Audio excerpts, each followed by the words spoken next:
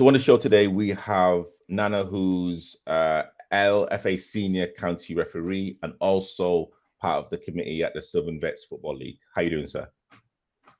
I am great, brother. How are you? I'm well. I am well. I am well. Um, Thanks for having me as always. I just want to say that Nana is probably one of the most approachable people regarding um, talking about the committee and actually what actually goes on behind the scenes. So this show is really for like Nana to explain exactly the kind of goings on and actually how we can help as individuals and as clubs to actually help the Southern Vets Football League to elevate. So Nana, over to you. Um, yeah, thanks, Sabri. So, I mean, first of all, I'm not here on behalf of the committee, so we can make that very, very, very clear. Obviously, I sit on the committee as a referee secretary, um, also playing the league, and also been playing the league for at least what uh 8 years, almost 8 9 years. So been around for a bit in terms of how things are run, and it's just a bit of sharing information, so that people who don't know what goes on can understand how some things are done. You know, um, let's start by saying things on, say, for example, finances. At every AGM, the finances are shared. Every single penny that is sent into the league is on a spreadsheet, the date, the time for everybody to see. And so Including it's myself. including yourself. So It's right there at the okay. AGM, and it's been said. A lot of people come to the AGM and they listen to what they want to listen to. Unfortunately, they hear what they want to hear. Unfortunately, but all the figures are there. It's also been There's been a few times when we've also asked if anybody, for example, is an auditor, to come and audit the accounts. It doesn't need to be like a huge professional. Anybody with a bit of an accounting background who wants to come and check the books, they're available to check. Every single penny that comes is accounted for. Um, you know, Fines, for example, yellow cards, red cards, none of that money goes to the league. It goes to the London Football Federation, London Football Association, LFA. So, a lot of people also think that, oh, yeah, when they're chasing fines, that's not the way it is. Obviously, the fines which concerning the league, i.e., administrative fines, appeals, etc., on domestic cases, that would go to the league. And if your appeal is upheld, you get your money back. But the point of the matter is transparency. Everything is there for everybody else to see. Um, People on the committee, for example, you know, sometimes people say, "Oh, this is this committee or this league is run as a joke, etc., etc." I understand people's frustrations on a lot of things, but people can also see that, if you've studied what has happened within the last 10 years, things are getting considerably better. Things can get even much better in terms of communication from the league and clubs, etc. Um, but it's very rich for people to say, um, you know, everybody should, yeah, it's a joke, and nobody knows what they're doing. When at every AGM, everybody on the committee steps down and the floor is open for people to nominate themselves for the various positions so that they can come and help and contribute. So Okay. that's an opportunity for people who feel that things are not run the way they should to come forward, take over the reins, and do and help out. At the end of the day, I spend so much time finding referees, making sure that so ever since I took the referee secretary position, there's been 100% coverage every single game of the league. It's not a 30 minutes job like people think.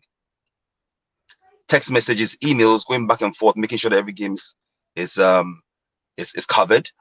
debriefing referees, um, dealing with teams and clubs, time changes. There's so much that goes on behind the scenes that people don't understand. It's only when things don't go the way that they feel it should go that people come out and say what they feel is happening. This that. It's a lot of work, and everybody in the committee as well is doing this voluntarily. So the spaces in the disciplinary department, in treasury department, every part of the committee, the spaces that if anyone feels that they can help, by all means, please come on board and come and help. Because at the end of the day, like I said, we all want what is best for grassroots football, isn't it? We all want what's best for it. So people should come on board. There was a conversation, and it's not been just one person. I think a few people have said that on the league committee, everyone seems to be affiliated with a club, so literally they are going to put their needs of their club first.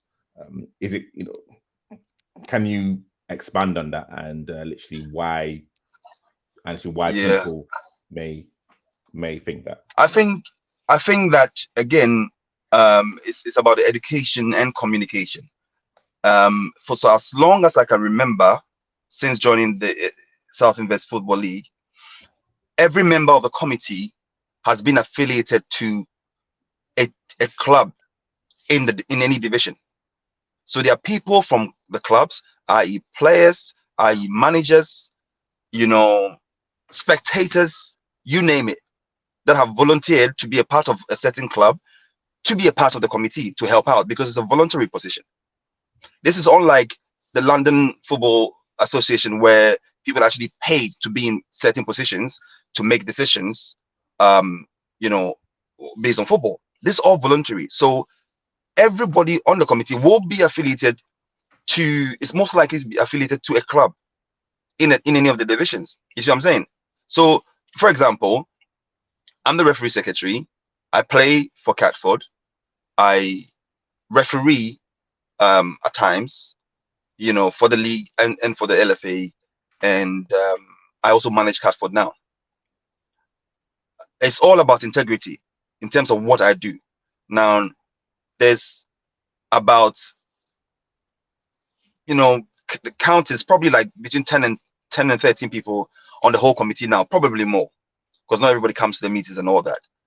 Now, whatever I say for my club, or whatever suggestion I raise, it doesn't mean that everybody says yes because I'm a committee member. No, every notion that's brought forward, people vote on. It's deliberated upon and people discuss it. You see what I'm saying? That's why we have. So if we had a committee and everybody's from Catford, then you can have a right to say, well, they're all Catford members, so everything's happening for Catford. That's not the case. Every single thing is discussed, deliberated, and voted upon. The committee cannot even change any rules in the handbook without discussing at the AGM.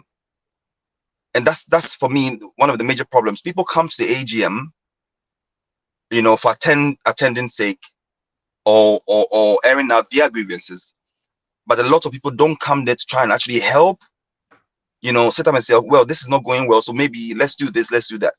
So instead of mourning, I think we should all jump on board and help in any shape or form, any way we can. Every single member of the committee has at some point been associated with a club. It means nothing. It means absolutely nothing, because it's a democracy. And I keep on saying, if anybody has any expertise in any field, please put your hand up at the AGM. You don't even have to wait for AGM. Send the league an email saying that you can do this, you can do that. You'll be voted in, you'll be sworn in, and then that's it. Everybody does this voluntarily. So it's not like, it's some positions of power where people are sitting down there, saying left, right, whatever. No, that's not how it is. And it's a lot of hard work. What about the transparency regarding cup draws, and a few people have said regarding the cup finals, how those have been organized? What are your thoughts about that? So I again, I absolutely understand where they're coming from, and for the cup finals and the footballs, for example, it's always been like that for a long time. My first organization of the cup finals was last year when I was involved, and obviously managed to get a place like Bromley for the cup finals, a prestigious ground, as opposed to, no disrespect to any other ground, playing at Bromley for a cup final. It's a top-notch stadium. That's an improvement. And I haven't heard a single person say, oh, to the committee, well done for finding this, or well done for sorting this out. But saying bring your balls, which has always been the case as far as I can remember. But now it was discussed as in because it's a good suggestion. It was discussed at the committee meeting, and the committee has bought balls for the cup finals. So this year's cup finals are going to be, you know, find a suitable ground, and balls are going to be provided, just like, you know, referees, and, you know, just to make sure that it's every club has worked hard to get there. So to make sure that they have a you know, good day in the sun, you know, outside. Now, when you talk about, again, transparency in terms of cup draws, I think I spoke to you about this almost 2 years ago in terms of trying to make this live, in terms of the way social media is going on about. And it's one thing that I can happily say that the committee agreed that, you know, this year, for example, exclusively via this platform and the solving the SVO Instagram page, the draws are going to happen live through a software which does everything. So there's not going to be picking of balls or hats or anything.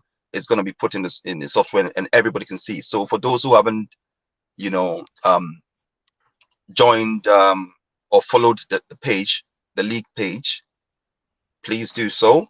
So it's official SBL, and you can put the handle there at some point so that people can see. Please do so, because that's going to happen live. Everybody can see. This is going forward. This is transparency. Step by step, I think things get better. And again, I reiterate that there's a lot of work that goes on behind the scenes. So if you have any sort of expertise whatsoever, jump on board. It's not an exclusive club. Jump on board and come and help. It's easy to be on the outside and say what you want, but jump on board and actually help, because we want to help grassroots football. We want everybody to enjoy grassroots football. That's the main aim. Yeah. And with, like, any people that actually think that the Southern Vets Football League is a closed circle where, you know, people can't come in and actually communicate, where can they speak to you and other members of the committee? Well, like I said, for me, you can put my email address later on. You can contact me directly when it's to do with referees, but they can also send you know, the league an email. It's in the handbook. If you go to the Southern Vets Football League website, the full time, all details, all contact is there. So, you know, you can send us an email, or you can call me.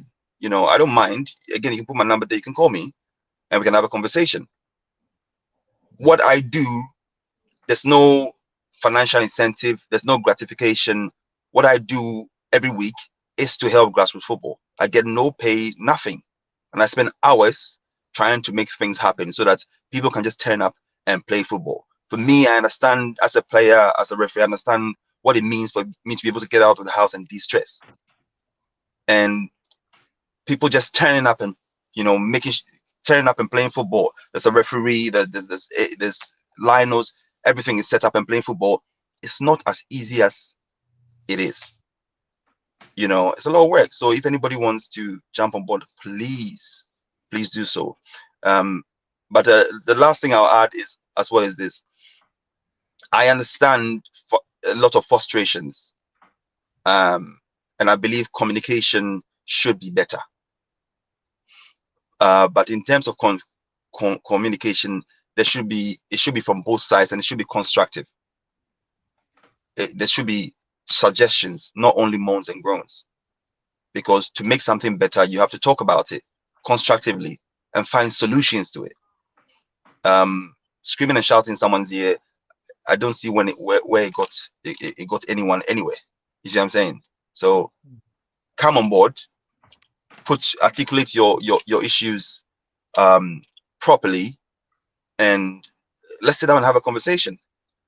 You know, this is the first time we've had an Instagram page for the Southern West Football League, and it's going to be a page where a lot of information is going to be shared, because a lot more people are on Insta, are on the socials right now. So there's a lot of things happening to make it better. This is a big league. It's a big league. There's 7 divisions, 15, like 2,000 players registered. It's a big league. So it's not only about 7-10 people on the committee who can do everything. They're trying their best. Get on board and help out.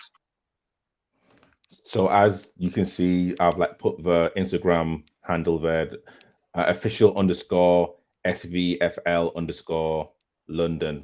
If you want to start following the Southern Vets Football League, and exactly what Nana said, if you kind of want to help, if you've got any suggestions, his door is always open. The league's door is always open. So again, Nana, thank you so much for like coming on.